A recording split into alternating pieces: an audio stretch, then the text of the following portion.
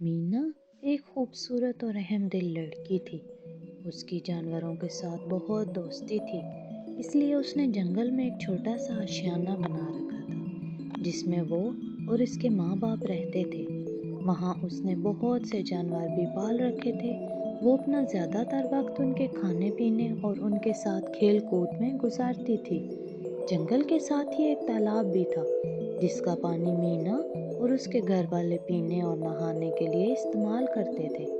वो अपनी इस छोटी सी दुनिया में बहुत खुश थी कि अचानक उसकी प्यारी सी दुनिया को किसी की नज़र लग गई। हुआ यूं कि एक रोज़ उस रियासत का बादशाह वहाँ अपने साथियों के साथ शिकार के लिए आ धमका। उसे मीना का पालतू मोर बहुत पसंद आया और वो मोर उसने अपने साथ ले जाने का फैसला किया। मीना रोती रही, चिल्लाती रही, लेकिन बादशाह ने उसकी एक ना सुनी और उस मोर को अपने साथ महल ले आया। मीना ने आसपास के लोगों से अपना मोर वापस लाने के लिए मदद मांगी, लेकिन किसी ने भी मीना की मदद ना की। कोई और रास्ता ना पाकर आखिरकार मीना ने अपनी मदद आप करने का फैसला किया।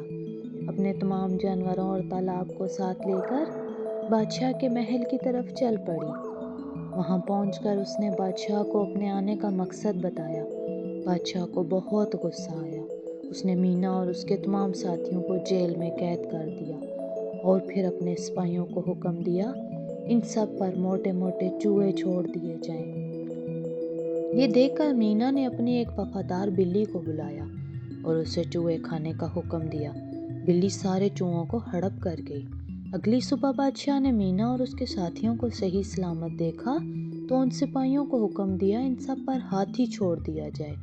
मगर मीना ने अपनी खास चुनटी की मदद हासिल की, जिसने हाथी की सूंड में घुसकर उसे मार डाला। अगली सुबह बादशाह अपने सिपाहियों को हुक्म दिया, इस लड़की मीना को मेरे पलंग के साथ बांध दो और उसे खाना पीना मत दो। अच्छा है कि ये भूखी ही मर जाए। चनाचे ऐसा ही किया गया।